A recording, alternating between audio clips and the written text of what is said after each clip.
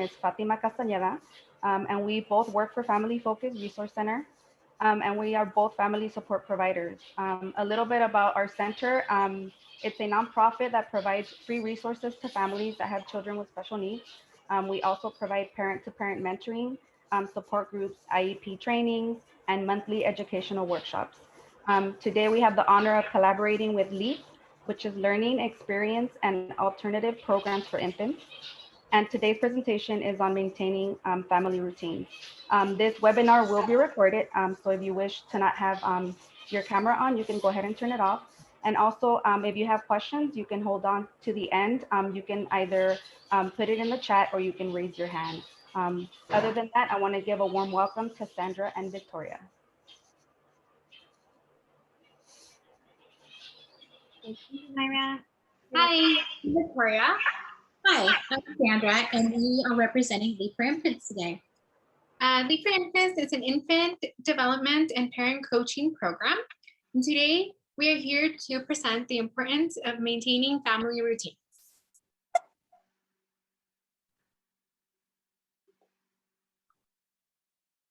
Great.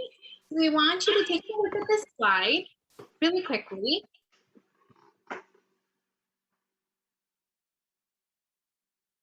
Can you relate to it?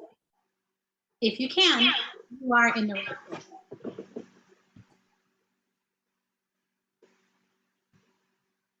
Here's a bit of information about Victoria and I. We are both child development specialists and parent coaches for LEAP.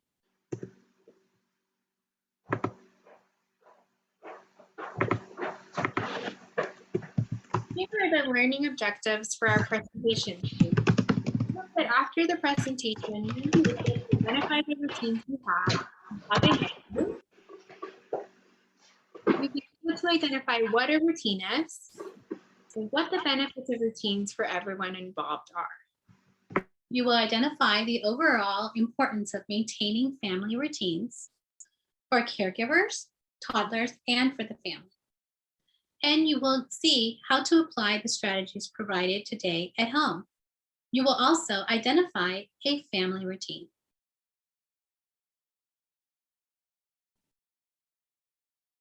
So here's a quick exercise that we would like you guys to join us on.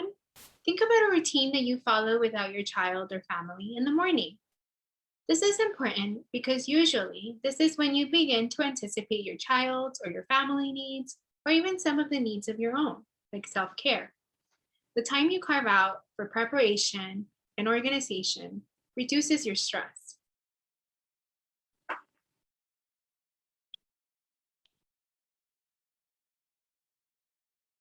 Think about what is on the calendar for the day. Do you have a doctor's appointment? Do you need to drop off at the babysitter? Or do you have a family outing? How about work? What is on the calendar? What do you need to do to prepare for this event or many events? You might need a diaper bag, and it's a good idea to prepare this diaper bag the night before. What will you include in the diaper bag? Maybe feeding equipment, diapers, wipes, the paperwork that you might need if you have an appointment to go to. Don't forget your own bag, and also don't forget your phone. The last thing that we advise is if there's any medications that you need for yourself, your child, or someone else that you're caregiving, please make sure you include those. We don't want to forget medications. These are examples of steps that you may already be taking to prepare, which are really important to maintaining a routine.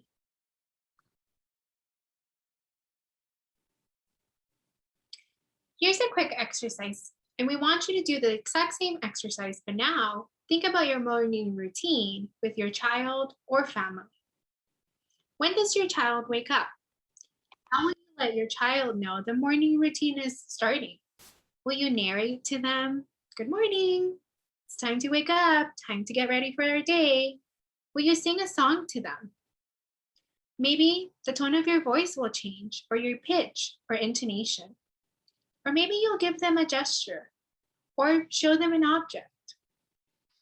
What are the cues your child is giving you about their mood? Are they welcoming? Are they happy? Are they upset? Are they fuzzy? Their mood will let you know how the morning routine needs to start. Maybe they're upset because they had a bad night. Maybe you'll need to start with snuggle time. Maybe they're fuzzy, so they need a diaper change. Or maybe they're happy and they're ready to start their day. They're ready to go eat breakfast. Your child's cues will dictate what occurs first. However, the sequence of the routine is always the same. It has a clear beginning and a clear end. What is a routine? A routine is consistent. It is unchanged often. It's sequential in a variety of environments, and it involves following the same sequence. You have a clear beginning and a clear end. It is also predictable and goal-oriented. Here are some things that we believe as child development specialists that you need to consider while setting a family routine. Think about the time. Think about the sequence of events that happen in your daily lives, like work, daycare, drop-off, school drop-off. Think about the beliefs and ideologies that your family shares. What do you think is important for your child to learn related to this? Some families practice prayer time. Other families practice meditation. Think about your culture. What language or languages do you want to expose your children to and your family to? What foods and traditions are important for your family to hold on to? Then also consider the values, family, friends, community, and how they all play a role in the values. Think about your goals. What is it that you want to accomplish? Are you trying to build healthy habits in your family? Are you looking at learning opportunities so that you can help your child with their goals? What are the abilities? Meeting the child and family where they are emotionally and physically. Think about the differences between the age ranges in children. They're in different places developmentally. Think about the family dynamic. What is everyone's role? Also, there are a variety of caregiving styles. As long as everyone is on the same page, different caregiving styles can work well in a routine. Another thing to consider is that you must look at inclusivity. Where does everyone fit in the routine? You have older children, you have typically developing children, you may have children with disabilities. Also, you want to consider what other caregiving responsibilities you might have. Do you have an elderly person that lives in your home that you also need to care for? Do you have maybe another adult in the family that might have disabilities that you are helping and caring for? It is important to think about those needs. Now, we just think about the basic needs, right? Everybody has their basic daily needs. Feeding, sleeping, hygiene. We all have to do all of those things. Hygiene will include diapering, dressing, toothbrushing, hand washing, and bathing. And you may have others that you would include in that list. Sorry, I went ahead too much. So we did a little experiment and we wanted to figure out what type of information is already out there providing benefits of routines for families. We looked at parenting blogs, websites, and research, and we found two interesting things. First, there is a lot of information, and we mean a lot. And second of all, the importance of family routines and how to apply them at home is still a little blurry after you read all that information. So here are the general things that we found about benefits of routines for caregivers online. They reduce your stress, they increase organization, they minimize power struggles, they improve mental health, and reduce burnout.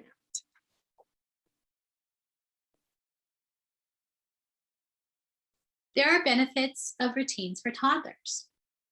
You provide security. It reduces challenging behaviors, self-regulations, which is how they handle their emotions, predictability, the development of new skills, teaching opportunities, school readiness, academic performance, and it also promotes independence in your child.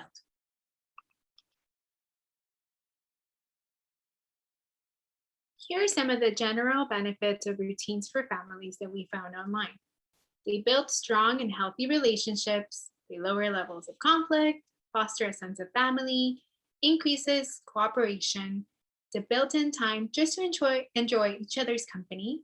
They promote communication between caregivers and within the immediate family, and they foster social emotional development. So at this point in our presentation, if you guys are feeling like our little guy and are saying, listen, listen, Sandra and Victoria, that's way too much information. Too much information. We understand. And that's what we're here for, to break down this information.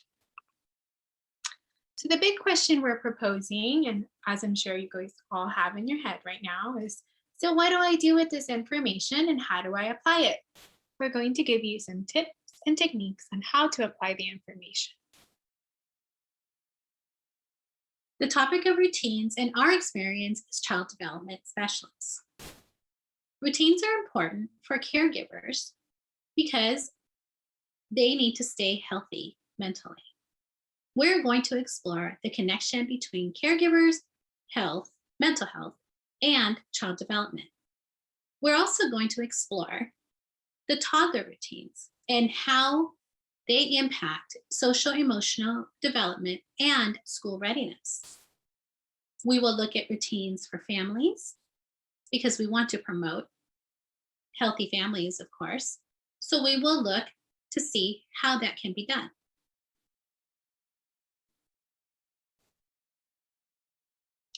So when we looked at research, we found that there is a connection between caregiver mental health and child development. The specific research study that we quoted here explored how depression symptoms negatively impacted child development. Therefore, we think it's necessary for us to explore how caregiver mental health how caregiver routines will promote mental well-being.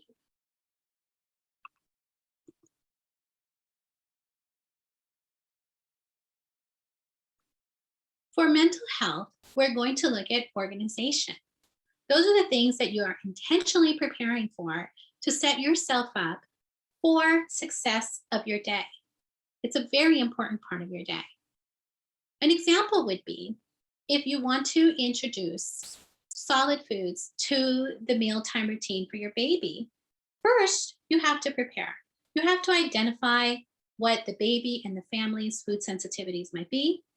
You also might need to identify what are the community resources that you have that may enable you to introduce new foods to your child. Also, what is your role and how will you successfully do this? Remember, it takes a lot of practice, trial and error, many opportunities. Don't be hard on yourself. It's not going to happen right away. So now we will explore reducing additional stress. Of course, as we all know, there are stressors in your life that you are completely out of control. However, identifying the ones you could control can help reduce your stress. So we are going to take a look at an example of a transition from a highly preferred activity to a non-preferred activity. We propose that you identify difficult transitions during your day with your child and your family that can help reduce your stress. Let's look at the transition of bath time to bedtime for a family. First, you want to try using visuals, objects, or physical distractions to help you initiate that transition. Maybe singing the cleanup song. We're all done with bath time, it's time to clean up. Maybe you'll change your tone of voice. You'll go from really playful to being serious. We need to get this routine started. We're all done. Maybe you'll show gestures. Maybe you'll show them their towel, or maybe you'll use sign language and say, we're all done with bath time. You also need to take into consideration the environment. When you're going from a very happy place like bath time, where the children are very alert, changing their environment is really important. Like closing the shades, dimming the lights, turning off the TV to minimize distractions. We also think that identifying what stresses you about their transitions is also really important. How do you usually cope with those stressors? Sandra has a really good example of how she coped with stress during difficult transitions with her children. So basically, I found that using a calm voice helped me become more calm, and it also helped my child become more calm. Sometimes, kind of knowing what is coming up will help. So, my reminder in a calm voice would be to my child what we are doing next. For example, since it's bedtime in this transition, I would say, now we're going to put on your pajamas. I need your help. Let's put one leg in. Oh, very good. Let's put the other leg in now. Can you help me pull them all the way up? So my voice not only reminded my child to be calm, but it also helped me stay calm, knowing what we were doing, what was happening, and using that voice helped me feel a little bit more centered. So remember, you never want to match the stress level that your child is exhibiting. If they're crying and they're screaming and you're crying and screaming, nothing is going to be accomplished. Bring yourself back to that centered and calm voice. It is also important to know when to ask for help. First of all, to prepare for this, it's important that you identify who your helpers are. Your helpers may be your partner, it may be other family members, even a pediatrician that you have questions about. Also, a spiritual mentor, or friends, neighbors, and teachers. These are all resources to be helpful in a variety of ways. Some you can implement in the actual routine. You have to identify what are the roles of these helpers and how will you delegate responsibilities to them. You will communicate the importance of the routine and staying consistent to them. Also, you have to respect the individual's way that they're going to execute the routine that you have set up. Expectations are important. Knowing that you can count on someone and respecting their way of implementing the routine is important. So now maybe we could use a good example about Aunt Sylvia. Yes. Okay, so Aunt Sylvia is amazing. She loves the kids, she comes over and she gets them a little bit rambunctious. But one of the really neat things about Aunt Sylvia, she makes amazing cookies. And I try not to give too much sugar to the kids because not a good idea always, right? But when Aunt Sylvia comes over, it is a requirement and how she shows love to bring cookies for the kids. As a parent, I need to make a decision. I need to figure out how I'm going to be with this. Am I okay with her just giving her as many cookies as they like and I don't see it when I'm gone and that's okay and we've forgotten about it? Or am I going to set some boundaries with her and we can both come to a compromise of how the cookie situation will be handled? That is your role as a parent. You have to make those decisions. You have to figure out how you will use your helpers and also how you will keep those helpers. So we added this picture to really give you a visual of what the brain could look like when there is a routine and when there isn't a routine. So if you look at the brain on the left, you see that there is a routine and that there are specific areas in the brain that know what's happening throughout the day. And if you look at the brain on the right, there is no routine and it looks very scattered and unorganized.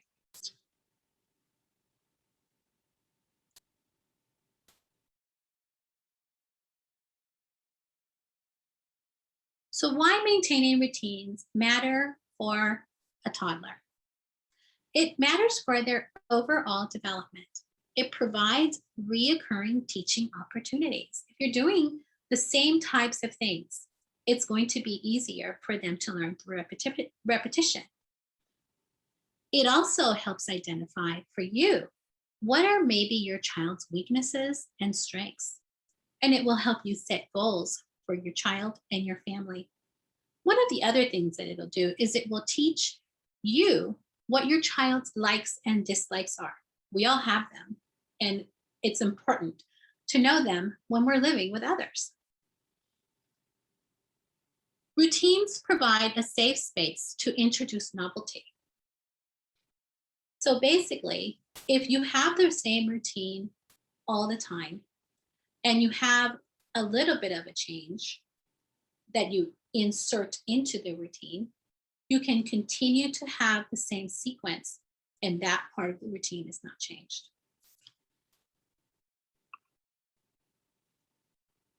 So here we explore social-emotional development. Social-emotional development is the integration of interactions between a child, their family, strangers, peers, and their world. Social-emotional development teaches the expectations of social interactions. It sets the boundaries for a child and others.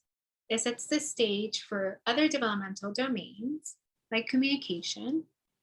Communication really has a lot of socio-emotional goals before production of words actually happen. So we look at joint attention, shared eye contact, social awareness, smiling at others, and making sure that they're there for us. Then we look at the impacts of emotional regulation. Emotional regulation is pretty much how the behaviors, the skills, the strategies that the child uses to modulate their feelings, their dislikes, their likes, depending on what's going on in the situation. Here we'll look at transitions, difficult behaviors, and predictability. So we are going to use an example of daycare drop-off. Here we're going to look at how the emotional state impacts this transition. The emotional state sets the tone of whether the child is ready to begin the transition or they're not ready at all. You can help your child get ready for this transition by anticipating the transition to them. Maybe you'll say, hey, remember, we're driving to Nina's house, or we just passed the ice cream shop. Guess what the next stop is? Nina's house.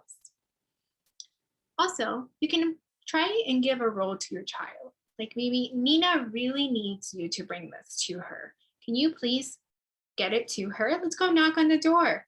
I think she's ready for you.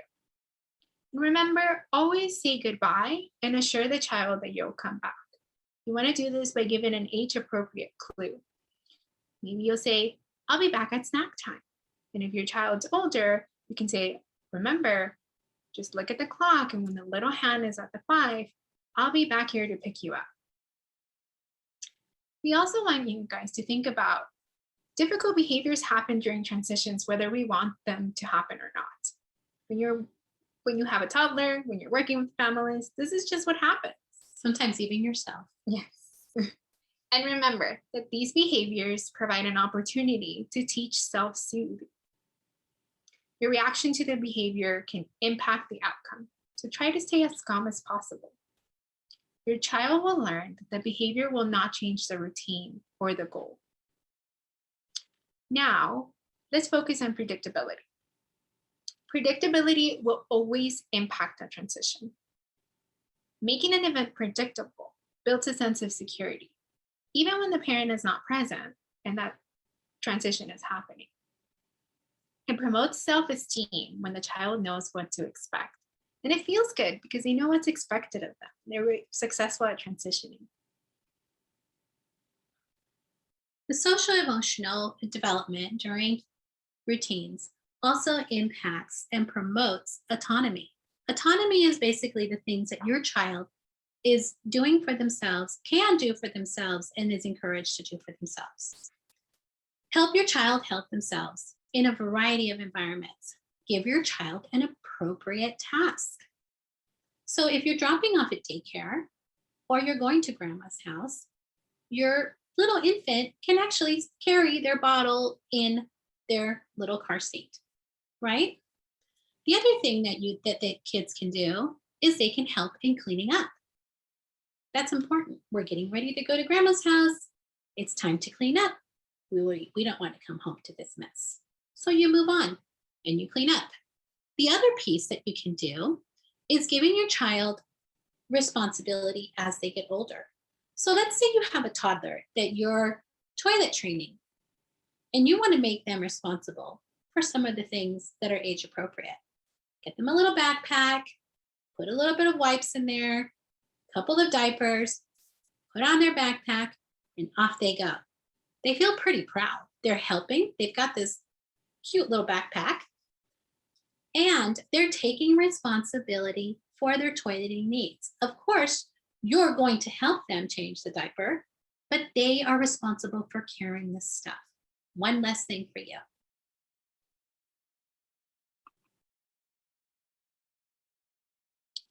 So we also decided to explore school readiness and research, and we found out that studies show that family routines that are established in preschool years predict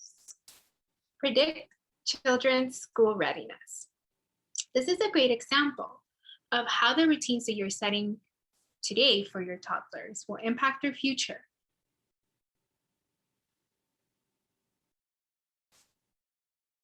We want to review the results of that study really quickly.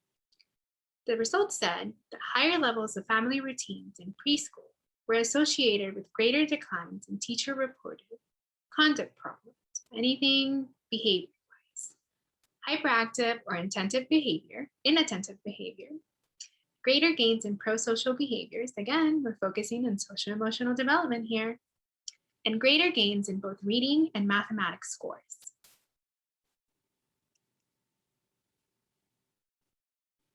Why maintaining routines matter? They promote building healthy and strong family relationships.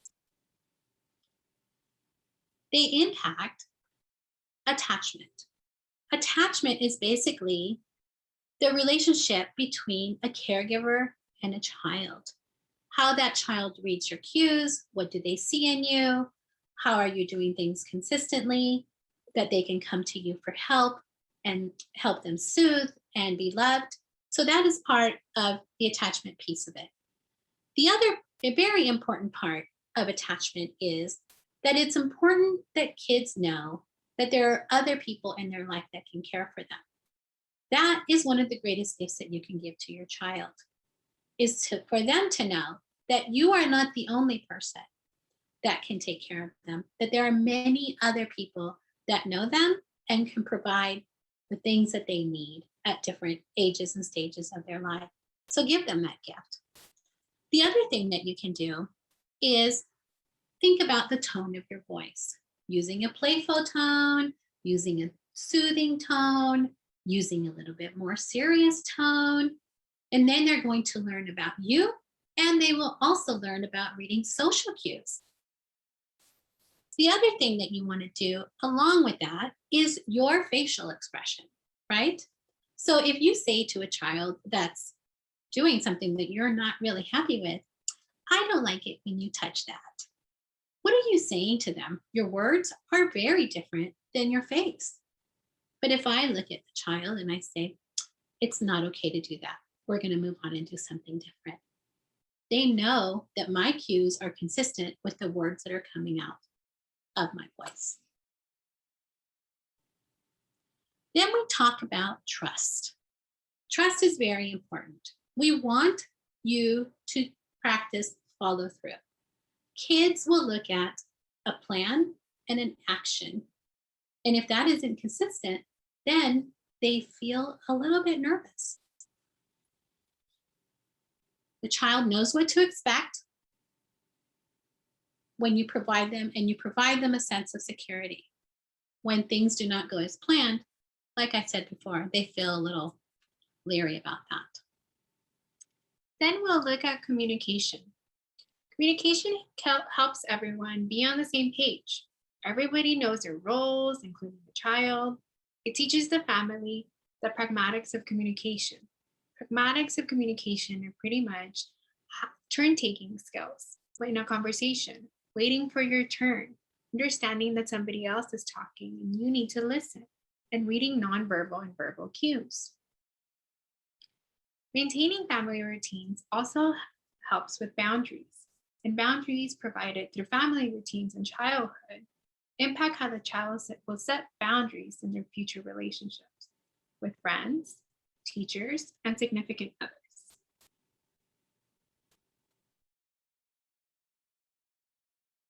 And although sometimes the expectation of your family routine will look like the top of this picture, it can also look like the bottom of the picture in reality sometimes. And that's totally okay. We just want you guys to be mindful of the expectations you create in your mind versus the reality of how things may turn out.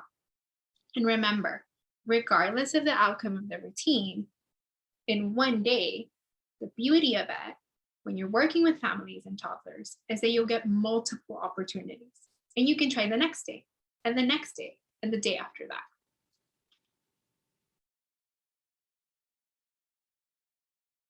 How to identify a family routine? You have to think about the timing and your lifestyle. What fits in? What do you do on a daily basis in your family, even without planning? Of course, as we talked about before, there's feeding, diapering, and sleeping. You have to consider work schedules, school schedules, social time, daycare, appointments that you might have. You might have appointments with your OT, with your child development specialist, with the speech therapist, different treatments, a doctor's appointment, or maybe just enjoying and having fun. It's important to observe your toddler in the family dynamic. When does your child seem to be the happiest? When does your child emotionally regulate the best? Those are things to consider so that you can plan. You're also considering your child's cues. Reading your child's cues is very important. If your child is smiling to you, they are basically saying, do it more. Whatever it is that you're doing, I like it. Keep doing it. I'm happy. But if your child cries, he's going, okay, we're all done with this. Let's move on. Let's do something different. Please, if not, I will cry louder. We also have to consider the toddler and the preschooler. We have to give them opportunity for input. And sometimes the best way to do this would be by asking them to choose from one thing or another. Too many choices might be overwhelming. Something else you might want to ask them is, what do you enjoy doing with mommy and daddy? Or with mommy and grandma? Or with uncle? Include all the members of your family if you can. Then we're also going to ask you guys to identify everyone's role in the routine. Everybody's going to have a task and they need to know what that task entails. Provide the support as needed, and only when it's needed. And help one another and cooperate.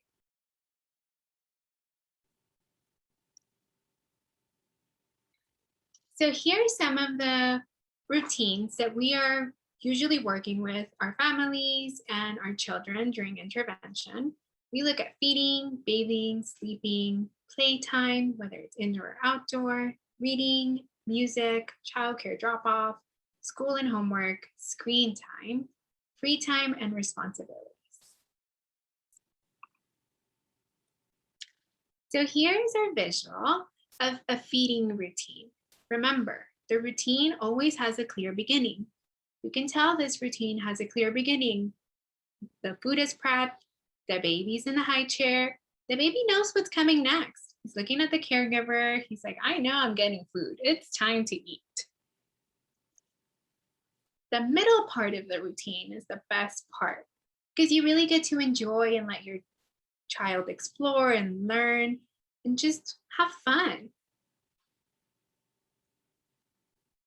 And remember, we need to provide a clear ending. And you can tell mom is providing a clear ending here. She's wiping the baby's hands. The food is no longer at the table. She's wiping his mouth. And the baby is prepared for this transition. 1, he's not crying. And 2, he's allowing mom to clean his face and clean his hands. He's ready for the next step. Our next visual includes a little girl and her grandmother. As you see, grandmother has already prepared earlier the dishes and the cups for mealtime. Obviously, she knows the routine and she's able to set the plates in different parts of the table. You see the look on her face? She feels so proud to be helping and to do something with grandma. It feels good to be a part of what's happening. The other thing that I'm observing as I see these slides is I see her putting the corresponding matching color of plate and cup. Why is this important? Remember, we spoke a little bit about school readiness. This is a school readiness activity. She is matching colors. She is also placing a cup and a plate at each chair in anticipation for others that might join for the meal. That, my friends, is math. That is a pre-math skill.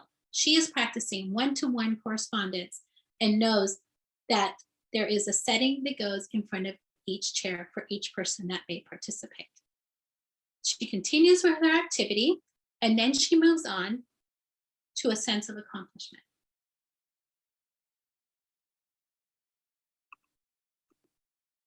Sorry.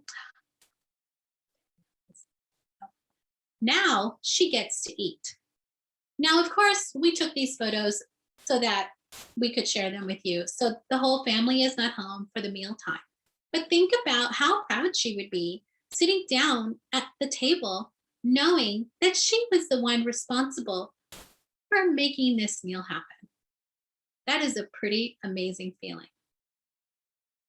The other piece of having responsibilities during a routine is the cleanup time. She knows exactly what to do. And why does she know how to do this and what is expected of her? This is something that's been practiced over and over again. Has it always been as successful as it was during the photos? Maybe not. But she has probably come a long way and learned quite a few things, including school readiness stuff.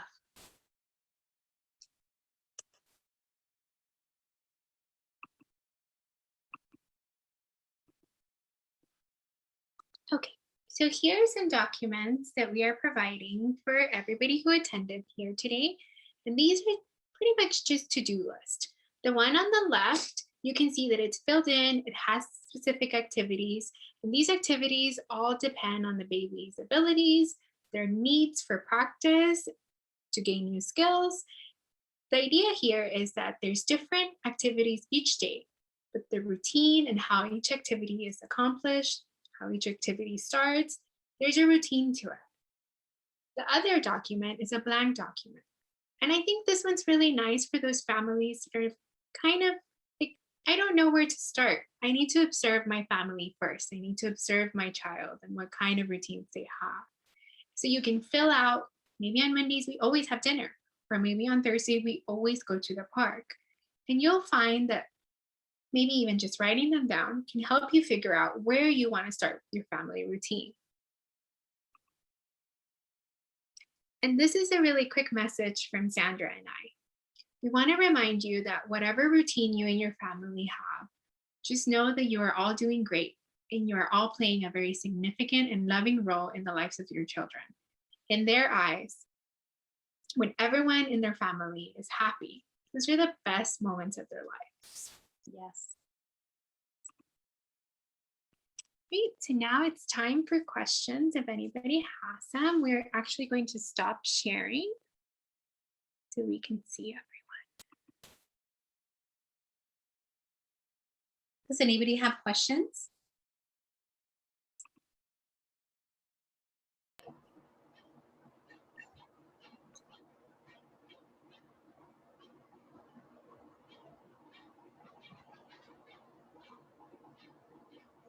No questions. No questions today? No.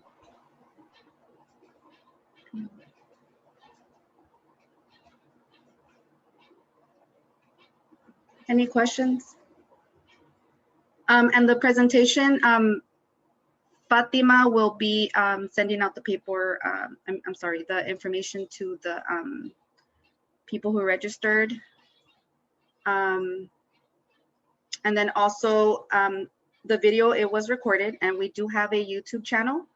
And Fatima will also let you know once it's ready so you can log into our YouTube page and you can view the recorded webinar.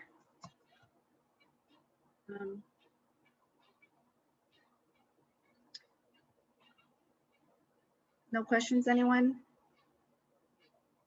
No. Fatima, do you have anything to say? And then we will also add Sandra and Victoria's information to the email that will be sent out to the people who registered.